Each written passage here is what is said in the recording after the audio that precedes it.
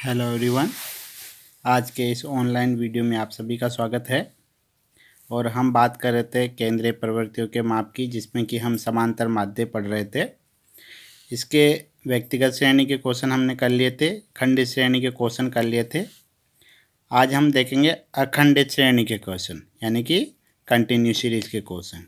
इसके दोनों मेथड देखेंगे, डायरेक्ट मेथड और इनडायरेक्ट मेथड। इस वीडियो में हम डायरेक्ट मेथड की बात करेंगे और इसके अगले वाले वीडियो में हम उसी क्वेश्चन को इनडायरेक्ट मेथड से सोल्व करेंगे। तो सबसे पहले ये देख लेते हैं कि कंटिन्यूस सीरीज के क्वेश्चन जो आते हैं उसकी पहचान किस प्रकार से होगी। कंटिन्यूस सीरीज का मतलब है कि यदि आपको पेपर में वर्ग वाले क्वेश्चन दिखे, यानी कि जिसमें वर्ग दे रखा है और एफ की वैल्यू दे रखी है, इसका मतलब वह कंटिन्यूस सीरीज का क्वेश्चन है। मैं आपको एक क्वेश्चन समझा रहा हूँ, इसको ध्यान से समझना और उसके बाद जो मैं आपको असाइनमेंट दूंगा उसको सोल्व करके आपको भेजना है। जैसे क्वेश्चन दे रखा है,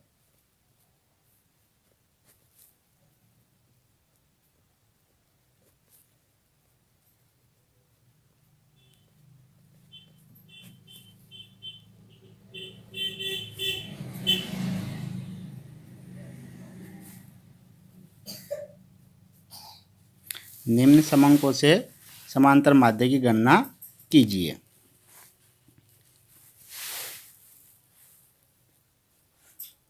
वर्ग दे रखे हैं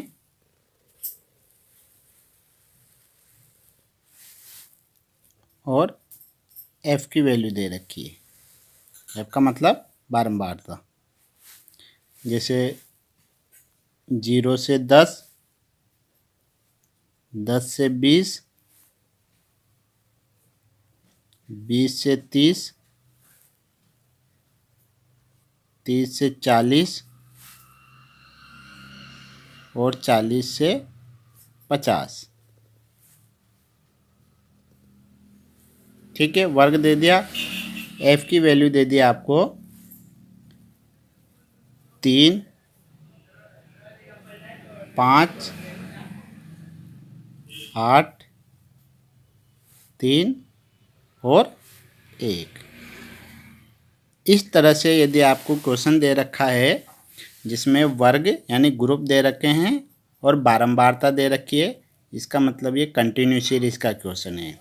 ठीक है, ऐसा क्वेश्चन अगर दिया जाए और समांतर माध्य आपसे पूछा जाए तो इसको सोल्व करने के दो मेथड होते हैं, डायरेक्ट और इनडायरेक्ट मेथड। सबसे पहले हम डायरेक्ट मेथड देखेंगे। पहला मेथड,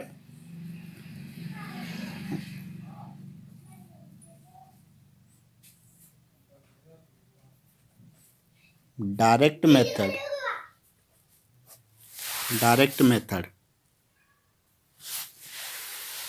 डायरेक्ट मेथड का फॉर्मूला मैंने आपको बताया था, x bar equal to sigma f x upon n. जैसा कि खंडित श्रेणी का फॉर्मूला है डायरेक्ट मेथड में, वही फॉर्मूला इसमें लगेगा।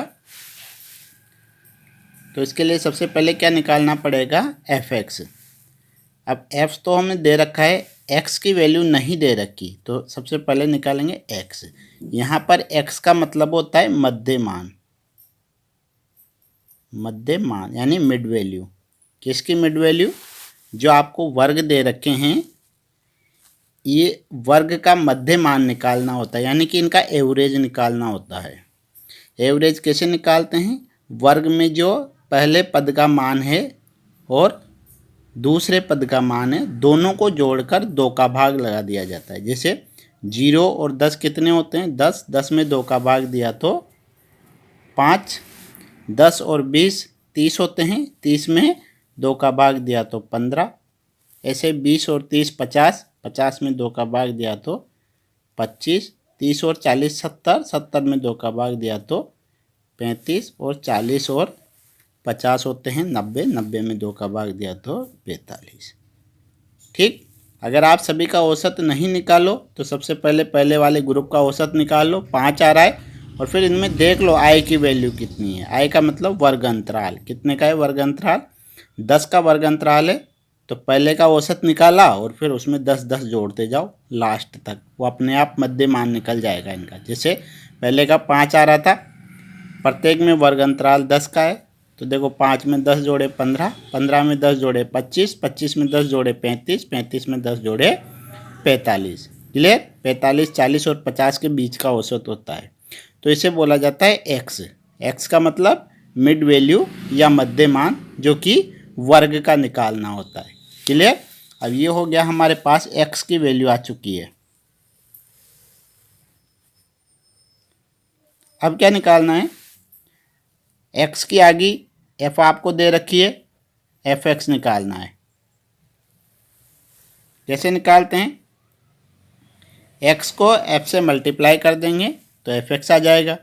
जैसे 3 इंटू 5 15 होते हैं, 15 इंटू 5 75 होता है, 25 इंटू 8 200 होते हैं, 35 इंटू 3 105 होता है, और 45 इंटू 1 45 होता है। ये आ गए एफ एक्स।